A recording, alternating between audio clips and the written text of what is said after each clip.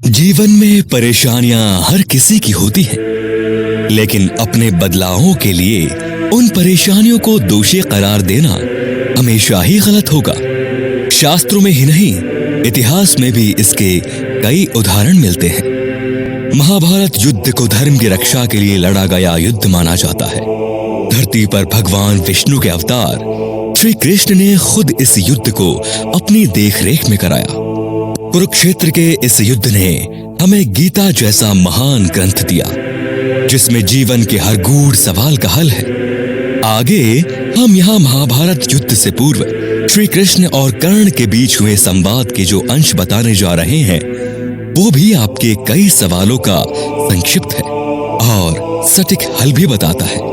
दोस्तों, इस वीडियो में हम आपको बताएंगे कि जब भगवान श्री कृष्ण महाभारत युद्ध से पहले कर्ण को समझाने के लिए पहुंचे तो कर्ण ने कृष्ण से किस प्रकार प्रश्न किए। कर्ण ने कहा कि हे वासुदेव, जन्म लेते ही मेरी माता ने मुझे त्याग दिया, लेकिन शूरवीर पैदा होना भी क्या मेरा अपराध था?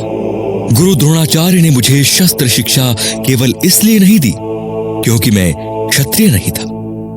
परशुराम ने मुझे युद्ध की शिक्षा दी, लेकिन यह जानने के पश्चात कि मैं एक क्षत्रिय नहीं हूं, उन्होंने भी मुझे हर सीख भूल जाने का श्राप दिया। इतना ही नहीं, भूलवश एक गाय को मेरे तरकश से चला बाण लग गया तो उसके मालिक ने मुझे श्राप दिया, जबकि उसमें मेरा कोई गुनाह नहीं था। द्रौपदी के स्वयंवर में मेरा अपमान हुआ, यहां तक कि मेरी माता ने भी मुझे सत्य केवल इसलिए बताया ताकि अपने पांडव पुत्रों की रक्षा कर सके। अपने जीवन में मुझे जो भी मान सम्मान वैभव मिला है, वो सब दुर्योधन ने ही मुझे दिया, तो उसके साथ उसके लिए युद्ध लड़कर आखिर में कहां गलत? तो कर्ण के इन प्रश्नों का उत्तर भगवान श्री कृष्ण ने इस प्रकार दिया। हे कुंती पुत्र, कदाचित ही तुम्हारे साथ बुरा हुआ है, किंतु मेरी कथा तुमसे बहुत अलग नहीं है।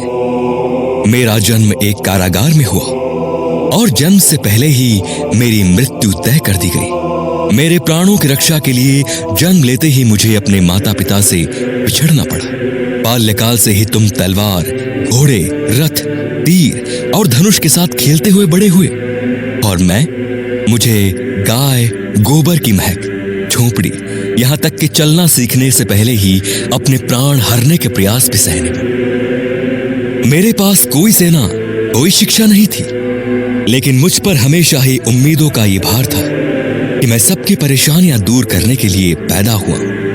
जब तुम सभी अपनी सक्षमताओं के लिए अपने गुरुओं द्वारा प्रशंसा के पात्र बन रहे थे, मुझे अक्षर ज्ञान तक नहीं मिला। 16वें साल में मैं ऋषि संदीपने के गुरुकुल गया। तुमने उस कन्या से विवाह किया जिससे तुम प्रेम करते थे, किंतु मैं अपने प्रेम को विवाह की परिणति नहीं दे सका।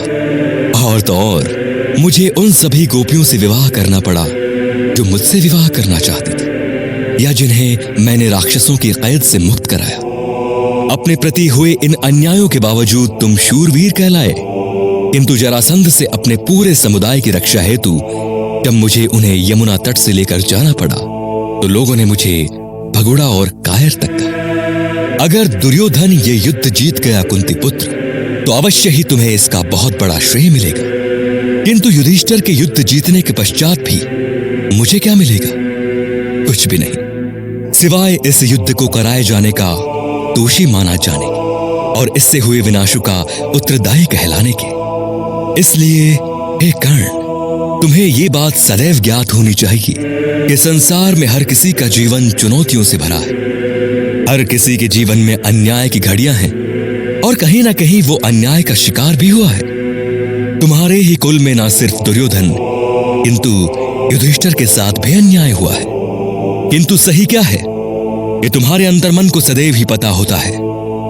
हमने कितना अन्याय सहा, कितनी बार अपमान की पीड़ा झेली, कितनी बार हमारे कार्यों और हमारी योग्यताओं को ठुकरा दिया गया।